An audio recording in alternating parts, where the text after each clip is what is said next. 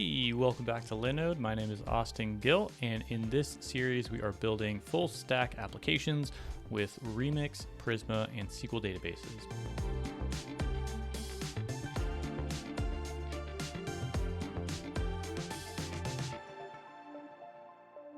Next, we're going to tackle pagination so that we can limit the amount of data that is put onto the page at once. There's two popular methods for implementing pagination, offset-based and cursor-based. Now, they each have their own pros and cons. Today, we're going to be implementing offset-based pagination because it's going to work well for our application and it's a lot easier to implement.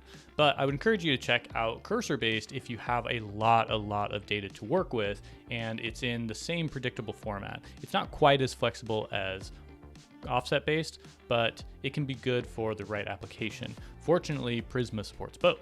Now, to implement offset-based pagination, we need to know two things: what page we're currently on and how many items per page to show. So just to get started, we're going to hard code a page limit onto this page of 12 items. Why 12? Because it's a good number. It's divisible by 6, 2, 3, 4, which makes it easier to have a nicer looking output when we want to do like 2-column grid or 3-column grid or 4-column grid. It's just a number I like. So if we look back at our query, we can see so far what we have. And if we wanted to limit the number of results, we would actually use the limit keyword. So we could say limit to the number 12. And if we want to put a limit on the search results in our database in Prisma query, we can actually add that using the take property. Now, because we're going to put the limit on the search regardless whether the search input is there or not, we can actually set that in our default object up here. So we can say take is 12. And just to make my life easier, I'm actually going to add a little bit of type definition here so that we have the sort of autocomplete help. So we're going to say this is a type of import from Prisma client, the Prisma dot pet find many args. There we go. Now we know that take is a number. We also see whatever else can be on here. Yeah, great. I should have also done that sooner because then we could have had help with this where clause and all the other stuff that we've already done. That's okay. So now if we know that we have set the take to 12, if we go back to our front end, we can see that in fact we do have 4 rows with 3 columns each, so that's 12. We are not seeing all of the items in the database, so that's pretty handy. Now, how do we actually get to see the next items, right? We probably want some sort of pagination tool down here to show, hey, what page we're currently on and what the next page is and previous page and yada, yada, yada. Well, before we actually implement that, let's look at how we would do it in SQL. So we would limit everything by 12 items per page. And then in order to get to page 2, we can effectively offset by the number of items that we have already seen. So if we wanted to go to a conceptual page 2, we could just offset. So let's look at what happens if we offset by 1. We've got Nugget, Kevin, and Nemo. So we're going to go to our SQL and we're going to say offset of 1. To offset in Prisma, we would use the skip keyword. So we'll skip 1 item. So if we hit that and we look here, we can see Nugget is now gone, but we still have Kevin, Nemo, and Bugs, and then we've added Gunther. So effectively, if we wanted to go to page 2, we would skip 12. And that would get us the other 6, the last 6 on the page. We'd have 18 items, so we've skipped the first 12 and we see the last 6. So this database effectively has 2 pages worth of pets. So now the question becomes, how do we define what these values should be so they are not hard-coded? And once again, we'll reach for those query string parameters where we can define in the query string something like what page we're on or some number to skip by or something like that. So since we have the query already defined, I'm going to say if the query has a value, so we'll say get the page number, and then I want to check if that actually is defined. If so, we'll convert that to a number and say query.get and then page. And I would expect that to be, if it's defined, page 1 to begin with. But if we want to multiply and we are on page 1, we actually want to skip 0 items. So I don't know if that makes sense, but we effectively say, let's take the page number, and if the first page is 1, the second page is 2, but the database is going to be a 0 base index, so I actually have to subtract by 1. So take that, subtract by 1, and then I actually want to multiply that by the per page. So we're going to say multiply that by 12. Now I'm going to capture that in a constant up here. I'm going to say per page is going to be 12. So then we can replace these and call that per page. And if it's not defined, we're just going to default to 0. Or maybe I'll actually clean this up and say that the const page is going to equal, actually I'm going to call it current page. It's going to equal this. Take the current page, subtract 1 to convert it to a 0 base index, and then we'll multiply that by per page. So the lowest number it should be is, let's see, math.max between whatever that value is and 1. So the lowest number it should be is the number 1. If it's undefined, it should be the number 1. And then when we get down to calculating how many items we should skip, we take the number, which could be a 1, subtract it by 1, and then that times the per page. Hopefully that makes sense. If you have questions, throw them in the comments. I'll be happy to get back to you. But if we are on page, if we don't define a page, we're technically on page 1. So we see nugget first. Otherwise, we can define the page equals 1. And then we still are on page 1. From a human perspective, it's page 1. You could also avoid the whole converting to 0 base index, but I like having the human readable form. And then I can go to page 2, and we can see that we see the final 6, and that's because when we're on page 2, we convert that current page, grabbing it out of the query, converting it to a number, and then when we have the current page, we subtract 1 from it. So we get 1 times the per page, 1 times 12. That's how many items we're going to skip, which effectively lands us on page 2. We skip the first 12, and then we see whatever is left after that. And we take up to 12 from that offset. Okay, so that's actually kind of the easy part. The harder part is adding the UI to control which page we're currently on, what the next page is, and the previous page, and all of that. And part of what makes that tricky is we don't currently know what the maximum number of pages is. Now, we could add a next page link that says, hey, go to the next page, and if we have less than 12 items on the page, then we technically know that we're on the last page, because we obviously can't have any more if the max is 12 and we're not even there. But in reality, it probably makes more sense for the database response to tell us, hey, what is the total number of items on this page? Then we can do some calculation and figure out how many pages we're supposed to have in the first place. So let's do that. Okay, so in our query, I know that we have this one SQL query to select all the items, and this may be tempting to sort of imitate, right? You could do something like create a different query that says select everything from pet, and then you can maybe use JavaScript to get the length of the returned items. But SQL actually has another tool for this, and we're going to have to do this as a different database query so that we'll have 2 different data points for this. But we're basically going to take another select statement, and instead of selecting everything from the pet database, we're actually going to select a special function called count. This is an aggregate function. So we're going to select the count, and we can pass in whatever, in this case, whatever column name we want. So we'll select count the ID from the pet table. So this will actually give us the returned values from the select from the pet table.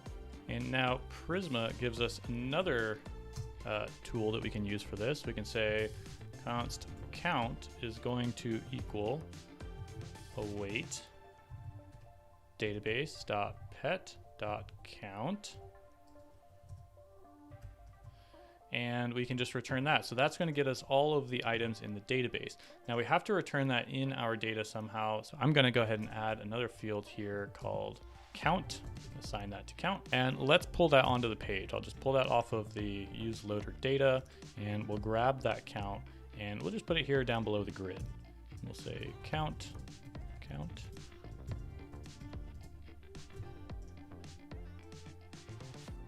Okay, great. So we saw that. Maybe we can actually do something here up above the grid and say displaying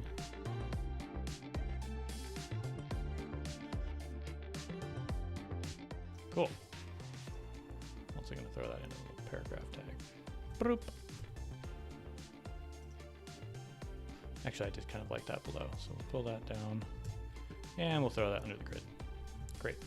Okay, so now if we do a search for Nugget, we see displaying 1 items of 18. And this is actually a little bit confusing because I would expect this to say 1 items out of 1. There's only 1 nugget, right? So let's see what disparity is happening there.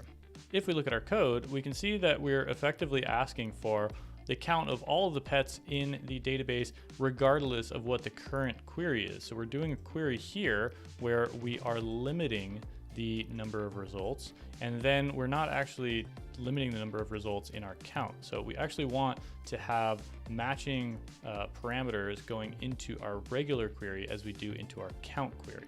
So I'm going to do this kind of an easy way and just say const count options equals an empty object, and then if we have a search, we'll modify the options.where, and then we'll also do the same with the count options. So we can say count options.where equals options.where. So they kind of keep each other in sync. Now, if we look at our results and we do a search for Nugget, we see the same thing because I forgot to actually pass that in there. There we go, pass in the count options. And now if we look at the results, we see that if we do a search for Nugget, we see displaying 1 item of 1, 1 items of 1. And I'm gonna do the easy peasy solution, 1 item of 1. Okay, so now the last thing we probably wanna do is add some links here at the bottom that say, if we are on page 2, we wanna have a link to the previous page. If we're on page 1, we want to have a link to the next page. And in order to do that, we need to do a little bit of calculations. So I'll add some comments here and say, if we're on page greater than page 1, show link to previous page. If we're on a page less than final page, show link to next page. And that is essentially the logic we need to figure out. And how do we figure out what the final page? Well, page 1 is easy enough to know. We can just determine if we don't have any sort of offset, or if the page, if the URL for page is not equal to, is either undefined or equal to 1. So we effectively need to figure out current page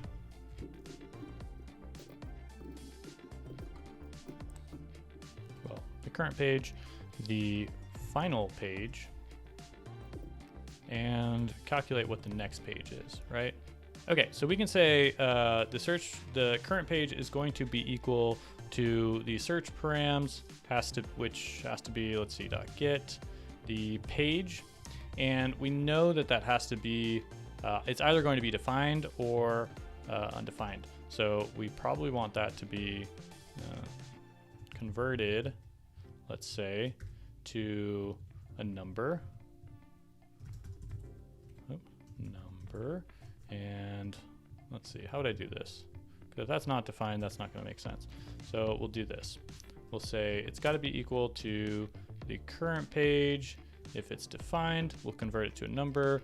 Otherwise, it'll be the current page will be 1. The next page is going to be the current page plus 1. And the final page is actually going to be a calculation where we take the count and we divide it by the items per page. Now, we also don't want to have any sort of remainder, so we can do just round up and say math.ceil. And let's see what we've got with that. So we've got current page, and then we've got final page, and then we've got next page. Okay, so we've got the current page is 1, the next page or the final page is 2, and the next page is 2. Great. And there's just a little bit of logic here that we have to add. I don't know if you caught it, but essentially the next page has to be essentially something like math.min of the current page plus 1 and the final page. We can't have a next page that is greater than the current page. We can't have a next page that's greater than the final page. We can't have a current page that's less than the number 0, or the previous page can't be less than number 0, right?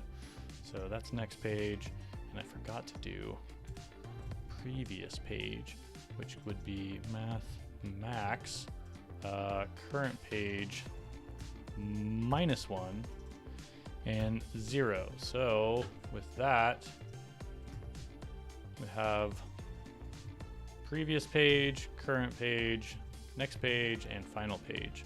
And that is what the logic should look like. 0, 1, 2, 2 looks good. Now I actually have a component that wraps up all this logic for us, and it is called pagination. So if you're curious about that, I would encourage you to take a look. We can see it in here, and it does a little bit more for us, pulls all that information out of the query string and all that, does all the calculations for us, and then adds all the links. But I am not going to walk through all of that today. So we're just going to say that pagination expects a number of things, including the total number of pages, which we did calculate here. So final page or total pages. Put there, and then we can get rid of that, we can get rid of that.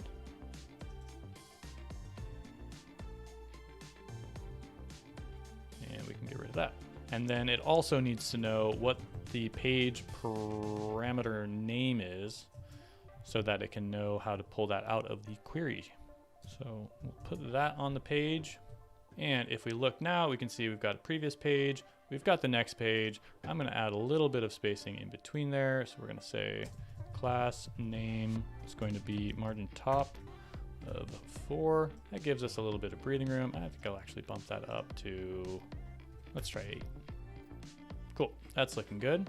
So now we can go to the next page, and we can see there's 6 items. We can see that the next page link is not clickable here because there is no next page, but we do still have the text there. And the previous page link is clickable, so we can go to page 1. And that's pretty nice. And even if we don't have the page variable defined, we still see that we are on page 1, so we cannot go to a previous page. Now, the question comes, what happens if we have more items that can be shown per page than what we have on the page?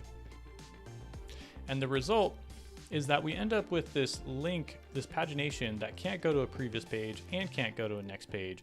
So that's not really my ideal user experience case. So let's go down and let's only add this if the total pages is greater than 1.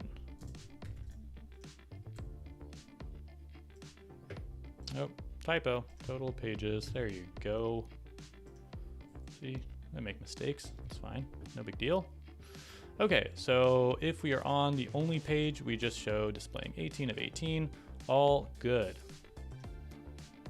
And if we set that per page back down to 12, we see the pagination is there again. Awesome. With that working, let's look back at our code and see if there's anything that we can improve. For example, I have two database queries here, which are both using this await keyword, which means this second one is going to wait until this first one is complete before it instantiates. Now, the only problem with that is this second one doesn't actually depend on the first one completing. So we can improve the performance of this operation by, instead of awaiting on it, we can create both of those promises, and then we can await them using promise.all so they go out in parallel. So we can say const, and we'll say item, or no, and we'll say pets and count are going to equal await promise.all, and then that takes an array, and then I can take all of this, move it down in there, get rid of that, get rid of the variable assignment, and we need to just add some commas in there. Oop. Looking back at our application, still works. Slightly faster, although we probably couldn't actually tell, but it definitely makes a difference. So that's about as far as I'm going to take the pagination stuff. I think we did a pretty good job with a page that shows 12 items per page. We have links to the next page and the previous page, and those links are disabled. For example, if the previous page, if we're on the first page, the previous page is disabled. If we're on the last page, the next page is disabled. Now, if you would like an added challenge, I would encourage you to try tackling a UI that lets users define what number of items to show per page. So if we look at the code, we'd probably have to modify the per page value to be something dynamic, maybe grab some query parameters and put those in to apply the take. Now, the added challenge here is you're probably going to want to account for users entering different kinds of data than you expect. Maybe you have an option to select 12 or 24 or 50 or 100, but if those get entered into the query string, it's possible that those get manipulated by a user. What happens if a user puts in 1,000 items per page, or 1,000,000, or -1? So you'll probably want to do some validation and maybe coerce the values into a lower bound and an upper bound, and who knows? See what you do, let me know, show me in the comments the solution that you came up with, and I'd be happy to do some back and forth on that. Now, with any feature that we complete, we probably want to go over it and just make sure that everything works as expected for as many users as possible. So I'm actually looking at this and thinking, I actually think this would make more sense up at the top. That way, if a user with assistive technology is coming through the page, they will run into that information first instead of going through and getting through all the items before understanding how many items are actually in the list. Now, this is an unordered list that should say how many items are in the page, but it might be a good idea to say how many are on the page out of a total. So let's actually, in retrospect, move that up to the top above the grid. So displaying doot, and I'm gonna change this of whatever, oops, capitalize, total items, oops, items. Cool. Now with that at the top, we should see it there. There's a little bit of a funkiness with some gap spacing, and I think I know what's going on there. It's that the grid component actually has some built-in margin top, which it should not. So let's remove that. Oops, and we'll get rid of that. Get rid of that. Hit save, and then put that on this padding. So class name or margin is margin top. That means this is not going to have any margin top. Okay, and I think I just need to do this little song and dance here, which is always a lot of fun. And then Something like that.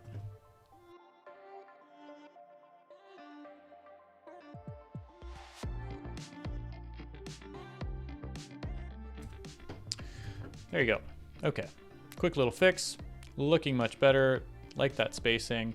And now, since we've already gone ahead and thought about our screen reader users, there's one more thing that I want to handle here is because we have JavaScript handling the search. So if I do a search for Nugget, that update is going to happen just on the client side. Remember, if we have JavaScript disabled, that update will happen on the server side, and then a user would run into this anyway. But because we're doing some client-side filtering, I think it's probably a good idea to have this information updated with an aria-live region. So let's work on that next. Okay, so where I'm displaying this content, I'm actually gonna wrap that in a div and give it an aria live attribute. I'm gonna set it to polite, so it just only updates when, or only lets the user know when if there's not something already talking. It's kind of not super important information. And then I'm gonna move this class name onto that. So that should do the trick so that when this is updated and filtered like that, and the contents of the aria-live region changed, it should politely notify screen reader users that, hey, we've changed, and we're now displaying 1 of 1 total items instead of 18. Very nice. Once again, if you are new to Linode and you want to check out some of the products, including compute products or the managed database, you can hit that link in the description to sign up for a new account, and you'll get $100 of credit to check everything out in the first 60 days. So be sure to like this video and subscribe if you want to be notified when the next video comes out.